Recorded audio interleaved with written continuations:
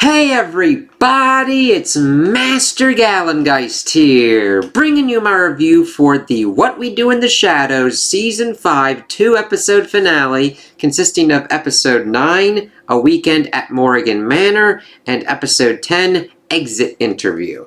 And I like these episodes. I just think it took a little bit too long to get to some of these kind of conclusions. Where we mainly spun wheels and got more kind of fillery kind of content, but I liked how we ended these, even though I called how they were kind of going to do some things in episode 10 with how they were going to resolve everything and pretty much get it back to status quo.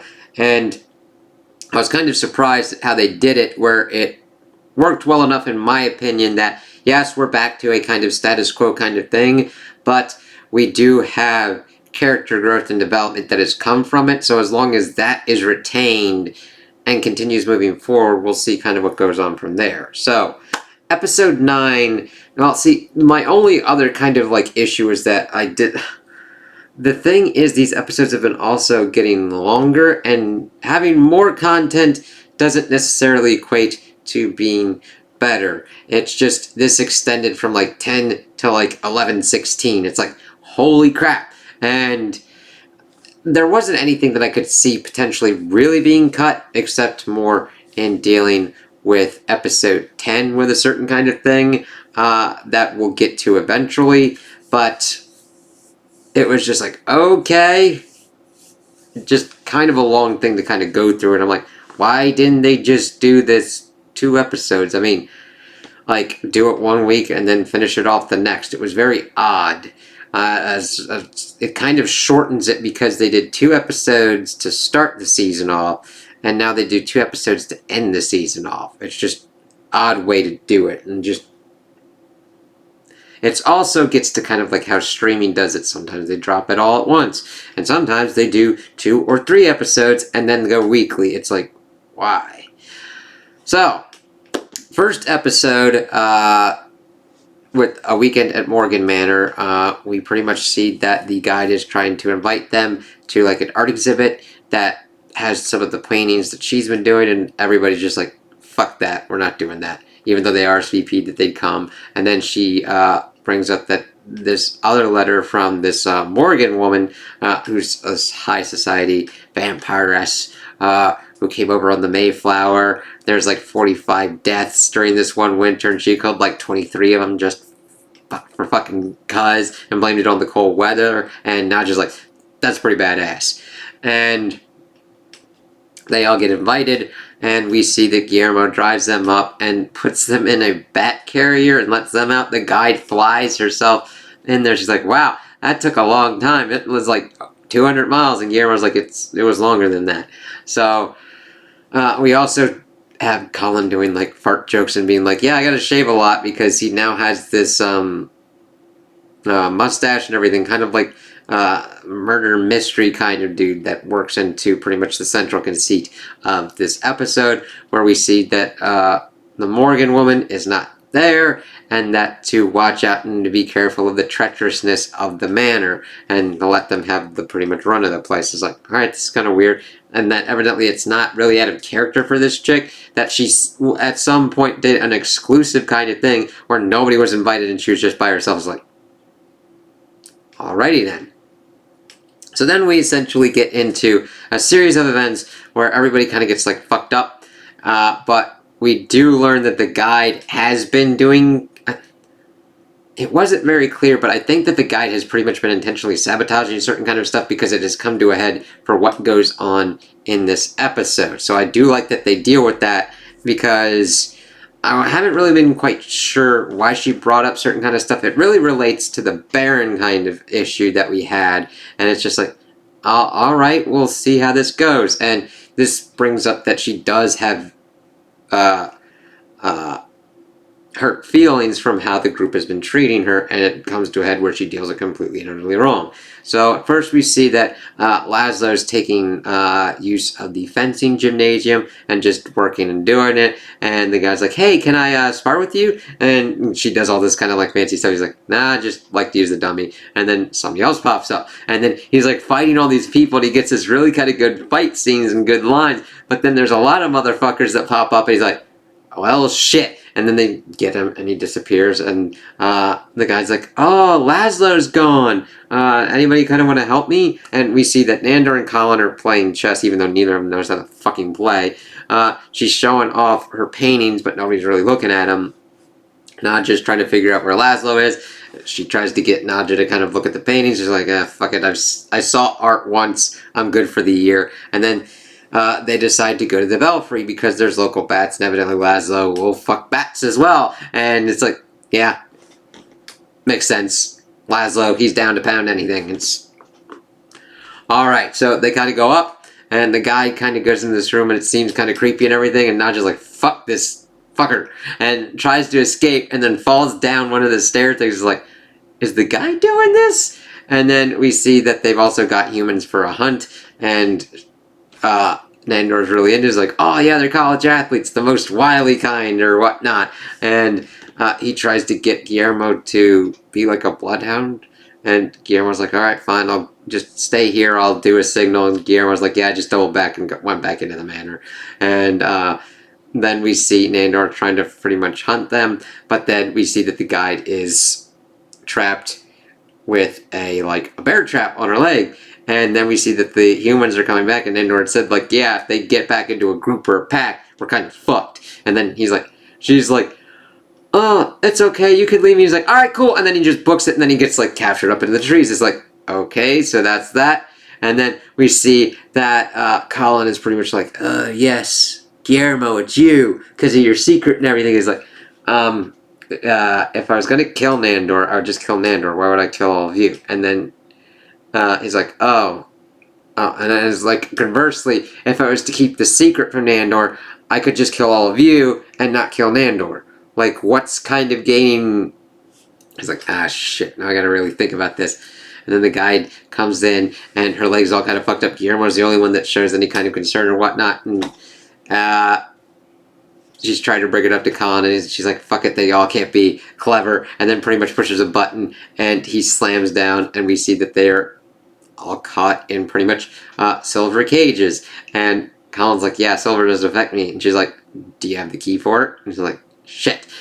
And then she pretty much goes on her spiel about how she's been trying to be in the group, trying to be nice and everything, and they don't accept her. They treat her like shit. And I'm like, yeah, but you don't kind of go in here and then just trap and be like, yeah, I'm going to lock you in here for all of eternity for your immortal lives to kind of think about what you've done. I'm like, god damn.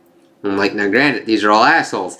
And it was really kind of weird, because then we see clips of them pretty much being like assholes to her, and even Colin gets into a meta thing of like, what, are we a clip show now, like Golden Girls? It's like, there's good meta and there's bad meta, and this tended to be more on the giving me the bad kind of side meta for my taste. Like, we didn't really need to call it out like that. We could have just had her bringing it up, because they do use the documentarians effectively, as Laszlo pretty much uses it to showcase them talking good about her. However, he cuts it off at such a certain extent that they don't go fully, because at the end of the 9th episode, they showed that they were pretty much just trying to talk her up so that Colin would get together with her and then move out of the house. So yeah, they're all shitty people, and they don't give a shit about her. So it's like, ah, shit. But this is also where we get into the effect where the guide also brings up about Guillermo taking matters into his own hands, and Nandor is now aware of what's going on, that he has been turned into a vampire, and he wants to kill Guillermo and potentially himself, but he's like, rah, and then the guy's like, whoa, Laszlo's like, go, because the guy's pretty much getting everybody out, but Nandor's still in the cage, and Laszlo's like, Gizmo, book it. So he turns into a bat and books it, and that's where that episode ends off, with Nandor beginning to hunt for Guillermo, and Guillermo running and trying to kind of figure out what to do.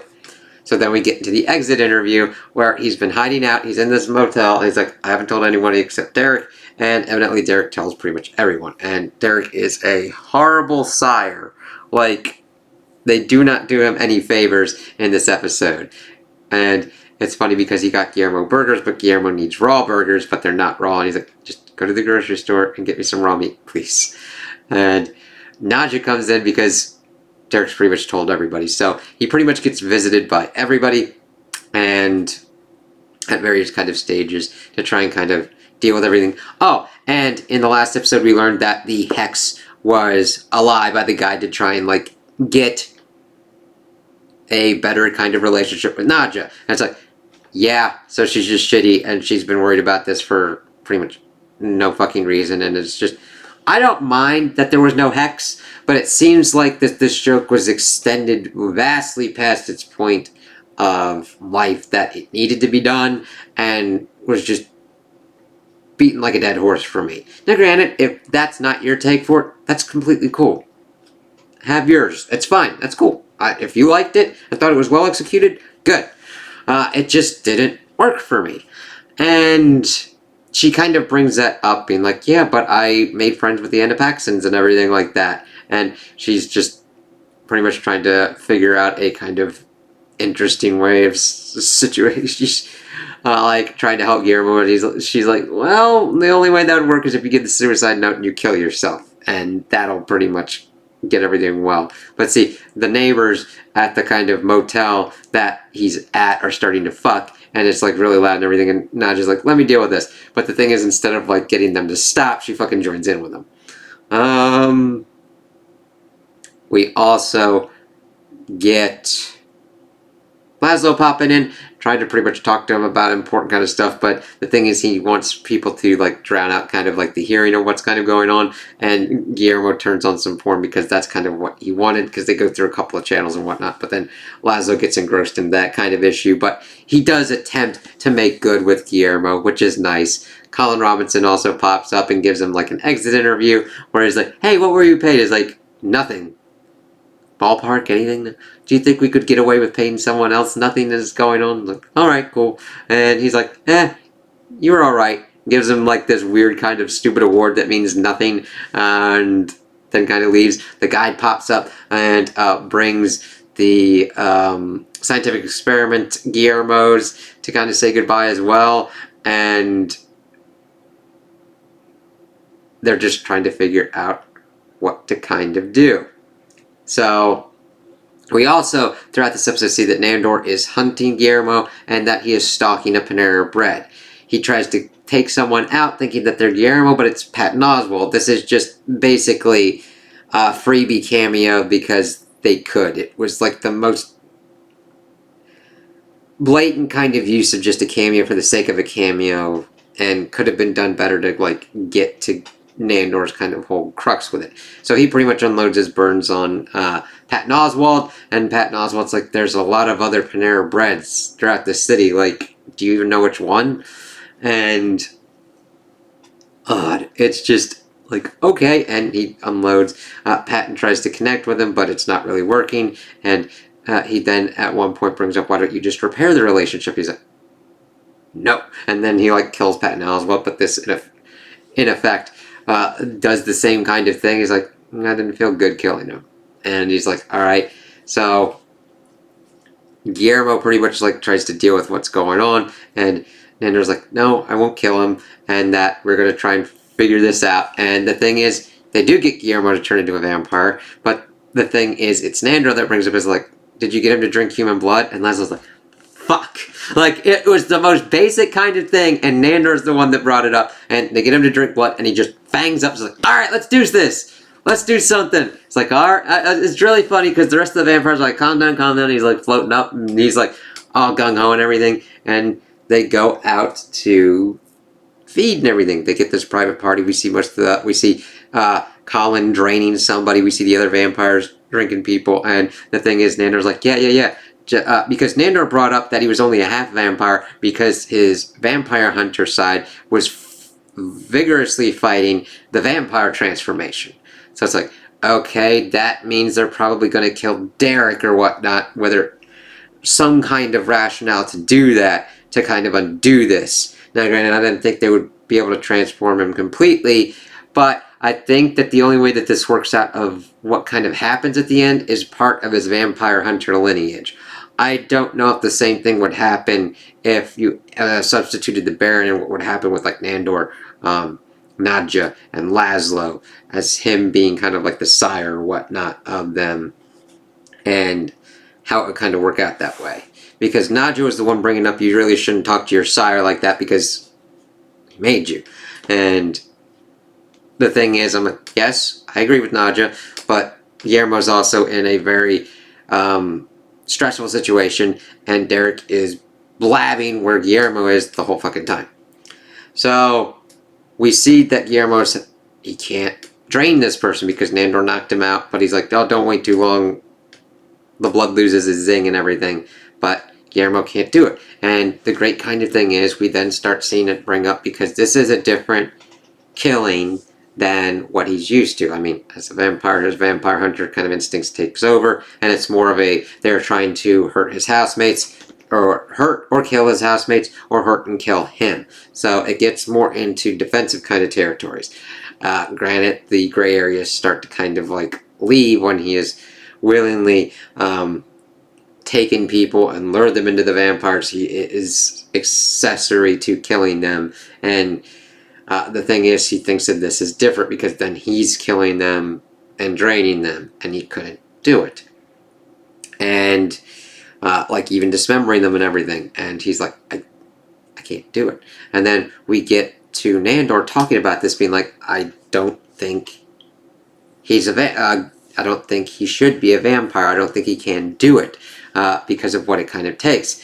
And I needed them to dig into this a little bit more.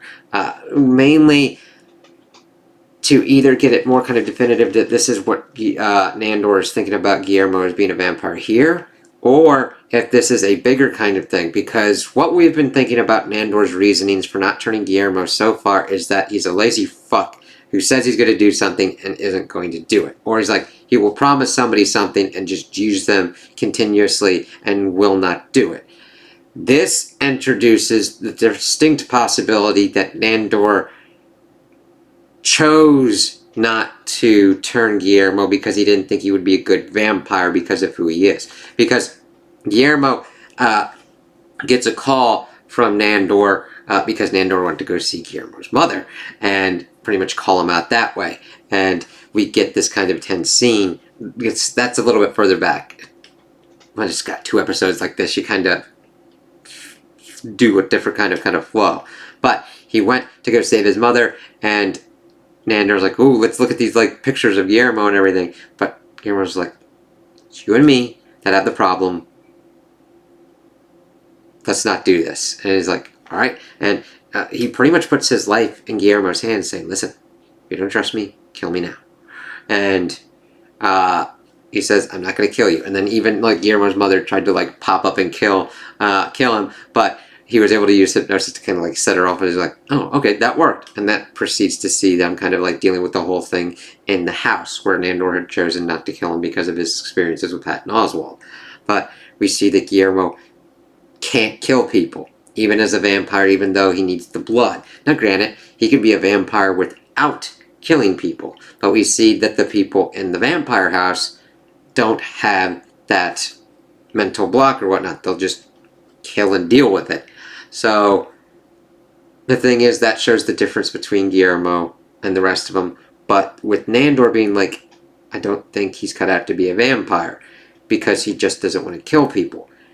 That's an important thing, and we kind of need to know if that's what he's seen from this observation, or if that's been his kind of like long game all along. Because that is 2 distinct differences of Nandor, of him either being an intentional asshole and being like, I'm not going to turn him, but then seeing the whole kind of thing and be like, okay, I want to help him because this isn't working out for him, versus he intentionally didn't turn him because he didn't think he would be a good vampire, because he wouldn't be able to do the killing because of how nice and kind he is to people, even though he has no problems feeding people to the vampires. that it introduces a lot more kind of complexities into these relationships and motivations for characters. So hopefully that's kind of hit upon or dealt with, because we do see him bring out the lamp and try and use the djinn to do a wish, but the thing is, he's like, yeah, you kind of ran out of that shit long ago, so I'm glad they didn't go that route. And he's like, then get back in the lamp. He's like, can I stretch my legs a bit? Get back in the fucking lamp. So then we go about the route of pretty much taking out his sire. And what I had pretty much called out on Derek before. Though granted, this works out in a way that they're not complete and utter assholes about it. So Nandor pretty much calls him in. We're going to do a vampire kind of thing for like the completion of your ceremony. So let's go do that. We got the Baron, we got the guide, we got everybody in robes and all that stuff. They pretty much put a hood over Derek's head. And Nandor asks him if he wants to be a vampire or a human. And Guillermo says he wants to be a human. And that's a big character moment for him. That's a big shift, because being a vampire has been his goal for all of these years, ever since he saw Armand in Interview with a Vampire in 1994, and the 1994 film Interview with a Vampire. So him admitting that and not wanting to be a vampire is a big shift in his wants and his desires and his goals. And what that kind of means for him going forward is going to be the interesting kind of things, because this is going to drastically kind of shift everything that goes on. Because Nandor really helps him here and does shitty good things. I mean, fucking... we get to a point where he kills Derek, and it's just like, what? But he does that. He's like, "How you can make me a human? Yeah, but you'll be like a month older, instantly." So it's like, all right, fine. But he has to kill Derek, and Guillermo can't do it. So Nandor does it for him, but he doesn't do it in a way where he's belittling Guillermo or calling him weak or anything. He's like, no, I'm going to do this for you because you're my friend, kind of thing, which is another big step for their relationship. This is the kind of cool stuff that I like. Character growth, character development, all that kind of stuff. And Derek's dead, and Guillermo falls down as well, and he gets up, and he's got a fucking beard and shit. They weren't lying on the month thing. And then Laszlo decides to help him dispose of Derek. And the thing is, Guillermo is wrought with guilt because he was the one that asked and paid Derek to turn him into a vampire, and he didn't want it to kind of end like this, but Laszlo helps him, and it's really great because we see such growth with that, of his relationship with Nandor and his relationship with Laszlo, and they take him to the necromancer dude, and they bring back Derek as a zombie, and we see the Topher, Laszlo and Nadja's old familiar. He pops back up, Haley Joel Osment, and let me see.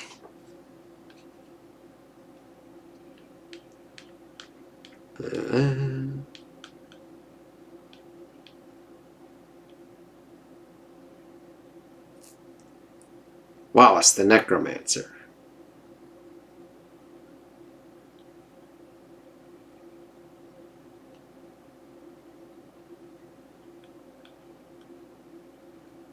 Haley Joel Osment, yes, as Topher. And I don't think it's a cop-out, because there are still ramifications for this. Derek, Guillermo has fucked over Derek a lot.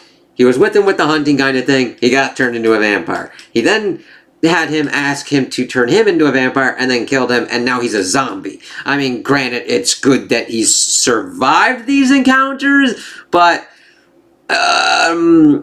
Guillermo is gonna fuck this dude over, and it'll be interesting to see if there's any kind of consequences for that, even though in each instance he has attempted to reconnect with Derek and try to kind of make up for the insanity that has ensued with the vampirism, and now with hey, I killed him, but they brought him back as a zombie, and Topher's like, yeah, no worries, we'll be doing this shit and be good, man. And Derek only used a couple $100 of the money that Guillermo paid him to get vampire clothes from Hot Topic. So they kind of used the rest of that money to pay off Wallace the Necromancer to bring his ass back. So it's oh, okay, at least he's alive. And the thing is, Topher's yeah, once you get used to the zombie talk, you could speak just as great as possible. I mean, yeah, sometimes you gotta like get new kind of parts and shit, but it's alright. So I liked that we got back to the status quo in a kind of organic manner. And the thing is, we're not completely status quo. Guillermo broke Nandor's trust, but Nandor, instead of going to the complete warpath, decided to try and repair that. And now we've got a new kind of relationship status between Nandor and Guillermo. We don't know if it's exactly familiar or bodyguard or what it kind of will be. Like having him as a vampire hunter to help out the house is definitely a boon. We'll have to see how that kind of works out, how everybody's relationships work out. We didn't really get a check-in with the doll that much in these last 2 episodes, but I'm looking forward to seeing what goes on with there. And we'll have to see what the fallouts of the guide pretty much trying to, like, imprison them for the rest of their lives because of their repeated horrendous treatment of her. So we'll have to see what repercussions fall out from that. This ended off in a nice way that closed up the season's stories in a nice way and set up for an interesting look forward of what the next season will bring for season 6. My main kind of issue is how long it took to kind of get to these kind of places and the execution of how it worked out, because there were a lot of filler and kind of so-so kind of episodes that could have been reworked or redone better, and definitely a lot of potential that could have been better utilized. And that's why this, I feel, is the weakest season so far, even though we got really good character development throughout the story that we got, especially with Guillermo and Nandor, and even just Laszlo and his relationship with Guillermo, trying to figure out why the fuck he's kind of like a half-vampire kind of thing, and just like fucking around and doing shit like a mad scientist. I just can't wait to see what they'll fucking do with him in the next season, and just like, hey, just do your shit, man. Let's see what goes on. I hope we get a focus on Colin Robinson's relationship with him as well, because that sucked. I hope they don't follow that same kind of template with Guillermo and Nandor and Laszlo. They have been through a lot, and I don't think that growth and development should just be thrown out for nothing. So we'll see kind of where this goes with season 6. I hope it has better kind of consistency and kind of looks to earlier seasons of how to do their jokes and execute their jokes and take the potential to its fullest kind of limit. So those are my opinions on the episodes. Tell me what you guys think in the comments below. If you liked them, if you didn't like them, if you agree with me, if you disagree with me. Also like and subscribe, and I hope you have a good day.